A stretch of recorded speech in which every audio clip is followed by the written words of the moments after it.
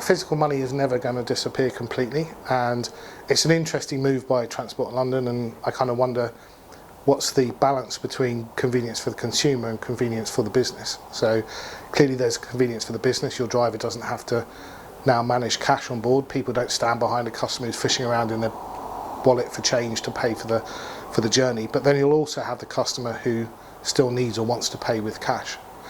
So I think it's an interesting move. I can see that it will drive certain behaviour, and there's been significant investment by some of the car companies, so for example Visa, for putting NFC on buses and through the Olympics, etc. And people are becoming more familiar, there are more cards in issuance, etc. I think one of the challenges, particularly with the Oyster piece, is this kind of card clash scenario that you have. So I'm told that I have to use my Oyster card, but I'm also told not to put my NFC Oyster card near another NFC card in my wallet, otherwise it may not work. So are we having two wallets, or are we having lead line wallets? I'm not entirely sure. But I think that will transition through from card to mobile stroke wearable technology. And I think, am I going to get my brand new iPhone 6 out on Liverpool Underground station at 10 o'clock at night to tap against a sensor? Probably not. Am I going to do it on a bus? Might do.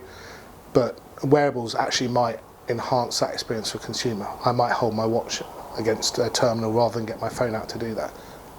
So I think it's an interesting and a bold move. I think it will see significant uptake, but I do see the card, physical card, in this instance the Oyster card, being consumed within a mobile device.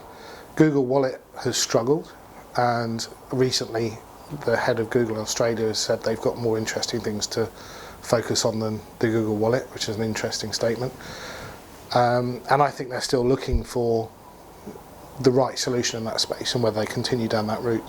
I think Apple is slightly more interesting in that they have already an ecosystem that, if they were smart about it, and let's assume that Apple are quite smart in terms of what they do, then they have the opportunity to really disrupt the payment space. So they already have the largest wallet in the world, so they have about 550 million card on files in iTunes. They have Passport, which is essentially a wallet, and they have iBeacons, which is a method that could wrap that all together from a payments perspective. So if Apple were to go to a large merchant and say, we have 550 million people with a payment method, would you like them to be able to pay on your site through Apple? I'd expect that the merchants would be quite keen to do that. And they would do that in a disruptive way. And the interesting thing is they will always do it from a consumer perspective. No one knew that they wanted an iPod until the iPod came out.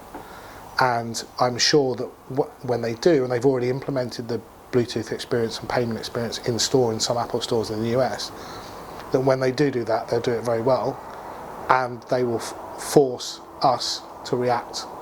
So I think it's good for the consumers and the merchants, and it will drive a lot of innovation in that space. So I think if you separate kind of the online world and the physical world, I think that for the online world, then merchants clearly have a huge amount to gain.